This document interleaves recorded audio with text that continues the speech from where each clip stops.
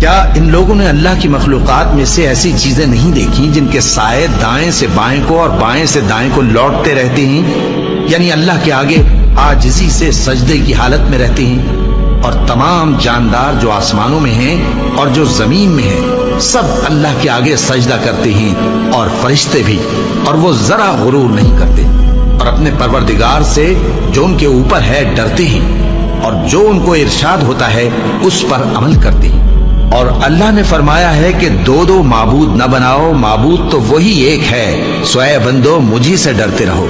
اور جو کچھ آسمانوں میں اور جو کچھ زمین میں ہے سب اسی کا ہے، اور اسی کی عبادت لازم ہے، تو تم اللہ کے سوا اوروں سے کیوں ڈرتے ہو؟ اور جو نعمتیں تم کو میسر ہیں سب اللہ کی طرف سے ہیں۔ پھر جب تم کو کوئی تکلیف پہنچتی ہے تو اسی کے آگے فریاد کرتے ہو، پھر جب وہ تم سے تکلیف کو دور کر دیتا ہے تو کچھ لوگ تم میں سے اللہ کے ساتھ شریک کرنے لگتے ہیں تاکہ جو نعمتیں ہم نے ان کو عطا فرمائی ہیں ان کی ناشکری کریں۔ تو مشرکو، دنیا میں فائدے اٹھا لو، پھر ان قریب تم کو اس کا انجام معلوم ہو جائے گا۔